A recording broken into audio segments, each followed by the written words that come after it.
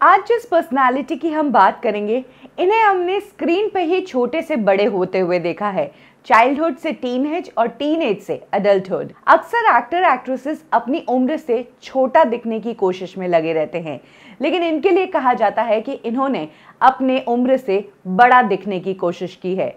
2003 में ये हमें कोई मिल गया में चाइल्ड आर्टिस्ट के रूप में नजर आई थी और 2007 आते आते ये एक बड़ी लीड एक्ट्रेस बन चुकी थी। बात करेंगे हंसिका मोटवानी की।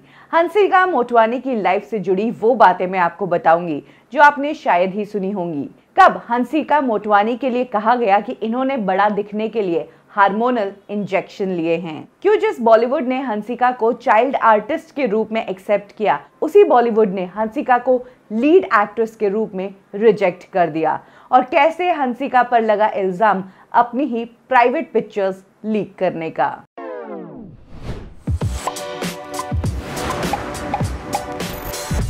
हंसिका मोटवानी मुंबई में ही बॉर्न एंड ब्रॉट अप है। मुंबई की एक सिंधी फैमिली में ये बॉर्न हुई। इनके फादर एक बिजनेसमैन है, वहीं इनकी मॉम डॉक्टर है, स्किन और कॉस्मेटिक डॉक्टर। हंसिका मोटवानी ने अपनी स्कूल की पढ़ाई पोद्दार इंटरनेशनल स्कूल से की। हंसिका मोटवानी की मॉम का उनके करियर में बहुत बड़ा हाथ है।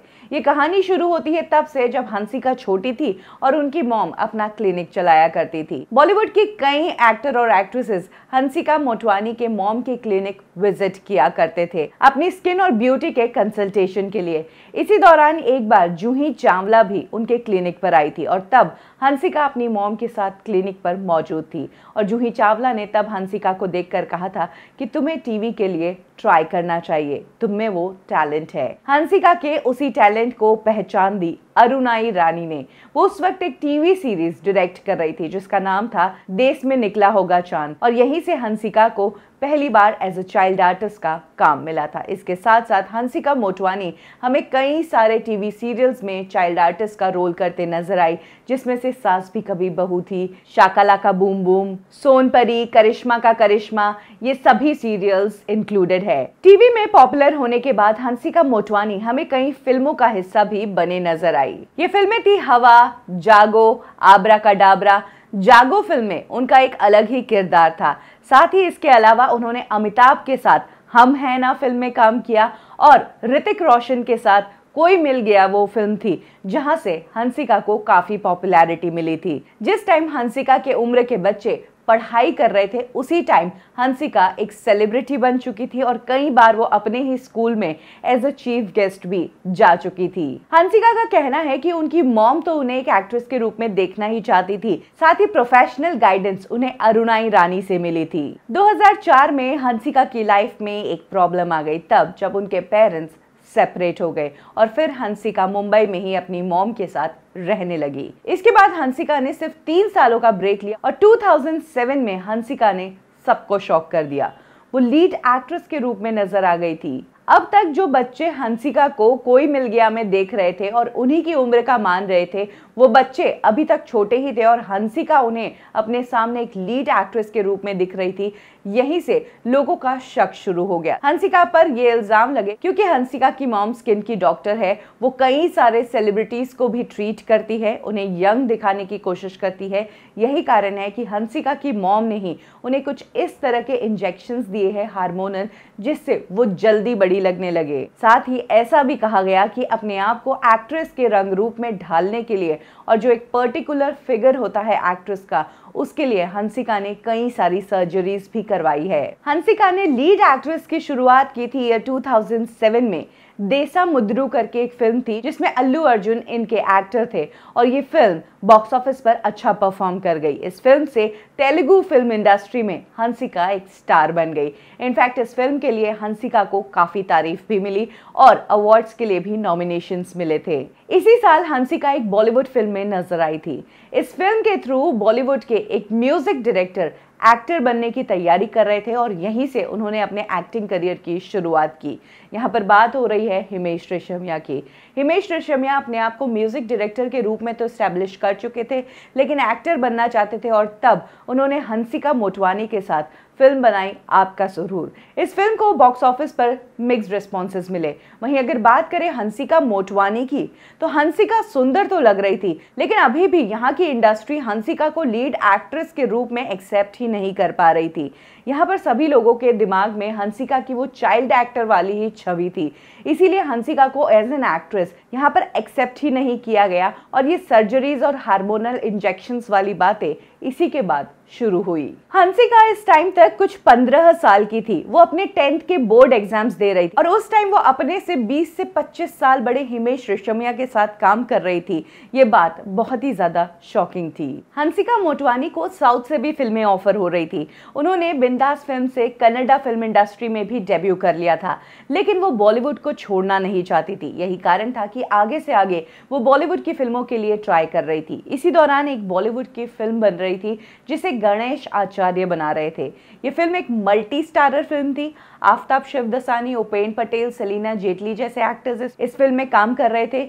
वहीं एक बहुत बड़े सुपरस्टार जो बहुत टाइम से इंडस्ट्री से दूर हो गए थे, वो अपने कमबैक के लिए इस दौरान काफ़ी फिल्मों की तलाश में थे ताकि वो अपने आप को अच्छे से बॉलीवुड में फिर से स्टैब्लिश कर पाए।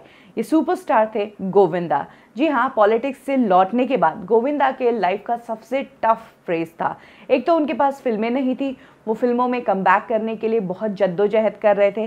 साथ ही उनकी बॉडी, उनका वेट पुट ऑन हो गया था और बाल जा चुके थे। ये वो टाइम था जब गोविंदा को जो भी रोल मिल रहा था वो उसे एक्सेप्ट कर रहे थे। ये फिल्म थी मनी है तो हनी है और इसी फिल्म में हंसिका मोटवानी भी हमें नजर आई। इस फिल्म से जहां हंसिका मोटवानी को एक उम्मीद थी कि उनका बॉलीवुड का करियर स्टैब्लिश हो जाएगा, वहीं इस फिल्म ने उनका बॉलीवुड का करियर बिल्कुल साफ कर दिया। इस फिल्म में गोविंदा के साथ हंसिका को कोई भी एक्सेप्ट ही नहीं कर पाया। गोविंदा हंसिका से 30 साल उम्र में बड़े थे और इस तरह की केमिस्ट्री को स्क्रीन पर किसी को भी देखना पसंद नहीं आया। इस फिल्म के बाद भी हंसिका के बारे में बहुत कुछ लिखा गया।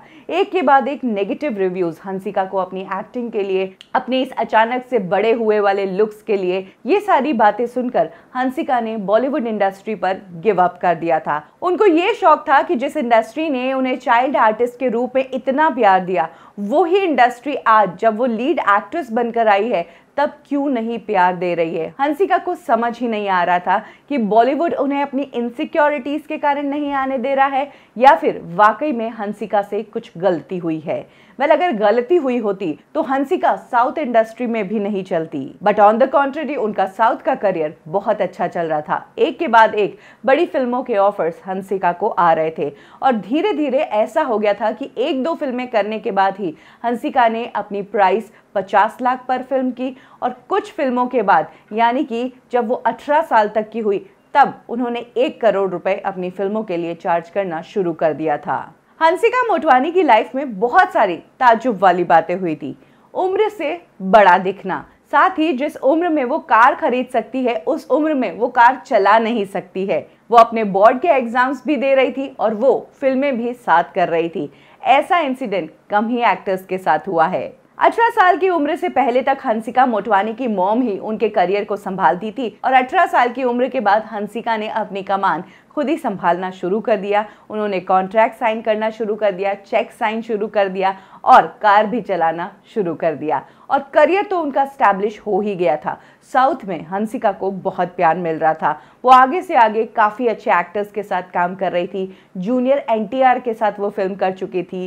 हंसिका मोटवानी जो हिंदी फिल्मों में, तेलुगु फिल्मों में, कन्नड़ा फिल्मों में काम कर चुकी थी, उन्होंने तमिल में भी डेब्यू किया, वो भी दानुश के साथ। और इस इंडस्ट्री से भी हंसिका को बहुत प्यार मिला। उनकी फिल्मों का हिट होना और फ्लॉप होना कोई मायने नहीं रखता था। हंसिका को आगे से आगे फिल्में ऑफर हो रही थी। कुछ ही टाइम में हंसिका साउथ की टॉप एक्ट्रेसेस तमन्ना भाटिया और काजल अग्रवाल के कंपटीशन में आ गई थी। इनफैक्ट उनकी मार्केट प्राइस भी उन्हीं के जितनी हो गई थी। 2011 की फिल्म मापिलाई से दानुश के साथ उन्होंने तमिल इंडस्ट्री में डेब्यू कर लिया था और अब वो बड़े एक्टर्स के साथ काम कर रही थी, सुपरस्टार्स के साथ काम कर रही थी। इसी दौरान 2011 में ओ माय फ्रेंड करके एक फिल्म आई थी।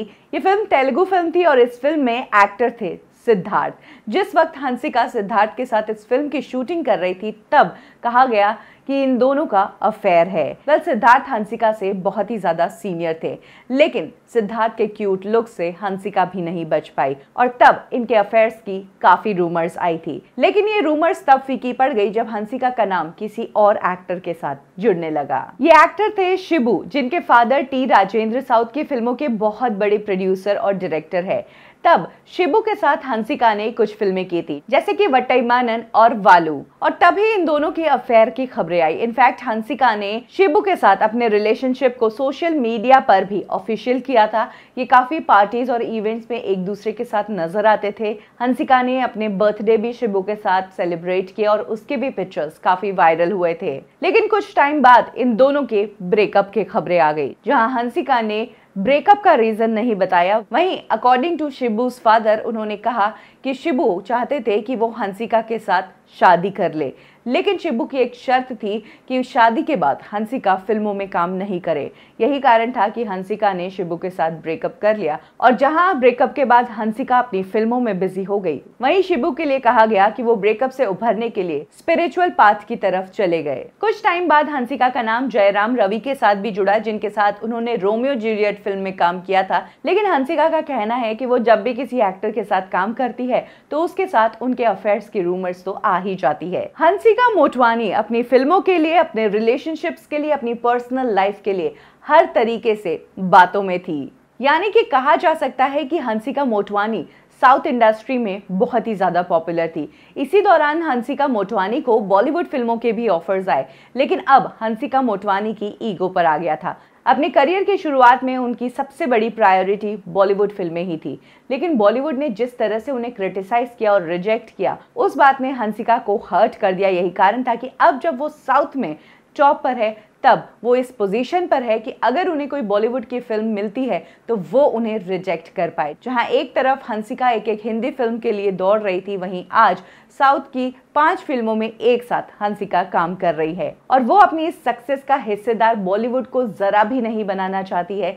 यही कारण है कि वो एक के बाद एक, अगर बॉलीवुड से उन्हें कोई ऑफर्स भी आते हैं तो उन्हें रिजेक्ट कर देती है। उनका कहना है कि मैं साउथ पर टॉप पर हूं, तो ऐसे में मैं जाकर बॉलीवुड में एक एवरेज एक्ट्रेस का रोल क्यों करूं। ये कहना गलत नहीं होगा कि हंसिका की साउथ में जो फैन फॉलोइंग है वो किसी भी बॉलीवुड स्टार से बड़ी हो सकती है, क्योंकि हंसिका के फैंस ने उनके लिए मदुराई में एक टेंपल बनाया है जहां पर उनकी एक मूर्ति भी है। बॉलीवुड में सिर्फ अमिताभ बच्चन वो सुपरस्टार है जिनका टेंपल है, वहीं अगर साउथ की बात की जाए तो रजनीकांत का टेंपल है, और ऐसे में हंसिका का टेंपल बनना बहुत बड़ी बात है। ये प्रूव करता है कि हंसिका का स्टारडम किस लेवल का है। जहां एक तरफ हंसिका को स्टारडम मिल रहा था, वहीं दूसरी तरफ उनके साथ बहुत सारी कंट्रोवर्सीज भी हो रही थी।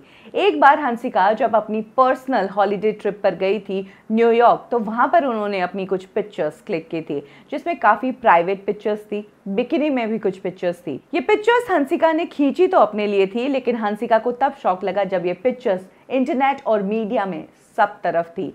तब हंसिका को पता चला कि उनका फोन किसी ने हैक कर दिया है और वहीं से ये पिक्चर्स लीक हुई है। वेल, सिर्फ हंसिका की पिक्चर्स ही लीक नहीं हुई, एक बार तो एक ऐसा वीडियो वायरल हुआ जिसमें एक न्यूड लड़की दिखाई गई और इस वीडियो के लिए कहा गया था कि ये हंसिका की लीक्ड वीडियो है। लेकिन आगे जाकर हंसिका ने कहा कि इस वीडियो में वो नहीं है, किसी ने जबरदस्ती उनका नाम खराब करने के लिए इस तरह की वीडियो को वायरल किया है। वैसे हंसिका को जितना प्यार साउथ की इंडस्ट्री ने दिया है, उतना ही प्यार वो साउथ की इंडस्ट्री से भी करती है, और जब भी कोई साउथ इंडस्ट्री के बारे में कुछ बोलता है तो हंसिका उसे वहीं पर खरा खोटा सुना देती है। ऐसा ही एक बार एक्ट्रेस हिना खान ने किया था। हिना ने अपने एक इंटरव्यू में बताया था कि उन्हें एक बार एक साउथ की फिल्म ऑफर हुई थी और वहां पर डायरेक्टर्स और प्रोड्यूसर ने उनसे डिमांड की थी वेट पुट ऑन करने की और बहुत ही ज्यादा रिवीलिंग क्लोथ्स पहनने की। तब हिना ने ये भी कहा था कि मुझे साउथ इंडस्ट्री की ये डिमांड्स बिल्कुल भी पसंद नहीं आई और मैं समझ सकती हूँ कि वहाँ की दूसरी एक्ट्रेसेस पर क्या गुजरती होगी। जब हंसिका मोटवानी को हिना खान के इस स्टेटमेंट के बारे में पूछा गया तो हंसिका मोटवानी का कहना था कि उनके कहने का क्या मतलब है, वो कौन होती है साउथ इंडस्ट्री को डिग्रेड करने वाली। और शायद हिना खान को पता नहीं है कि बॉलीवुड के कई एक्टर्स हैं आज भी जो साउथ की फिल्मों में काम कर रहे हैं। उन्होंने कहा, shame on you Hina Khan. Hansika Motwani की कुछ ऐसी ही बातें हैं जिनसे ये जाहिर होता है कि वो जिन लोगों ने उन्हें प्यार दिया है उनको कभी नहीं छोड़ना चाहेगी और जो भी उनकी तरफ उंगली उठाएगा वो उन्हें करारा जवाब देंगी। हंसिका मोटवानी आज साउथ की बिजिएस्ट एक्ट्रेस में से एक है। एक टाइम पर उनके पास 4 से 5 फिल्में रहती ही हैं और हाल ही में उनकी एक फिल्म महा का जब पोस्टर रिलीज हुआ तो बहुत बड़ी कंट्रोवर्सी हुई क्योंकि इस पोस्टर में हंसिका मोटवानी एक साध्वी की ड्रेस में है और उनके हाथ में चिलम है। हंसिका पर काफी केसेस फाइल हुए रिलीजियस सेंटिमेंट्स को हर्ट करने के कारण। आज हंसिका मोटवानी एक पॉपुलर नाम है, भले ही वो साउथ की इंडस्ट्री हो या फिर सोशल मीडिया हो। सोशल मीडिया पर उनकी अच्छी खासी फैन फॉलोइंग है और वो बहुत ही ज्यादा पॉपुलर है। हंसिका मोटवानी बॉलीवुड के उन चंद एक्टर्स में से हैं जिन्होंने चाइल्ड आर्टिस्ट भी काम किया और उसके बाद वो लीडिंग एक्टर भी बने, जैसे कि उर्मिला मातोंडकर, कुणाल खेमू, आफ्ताब शिवदसानी और जुगल हंसराज।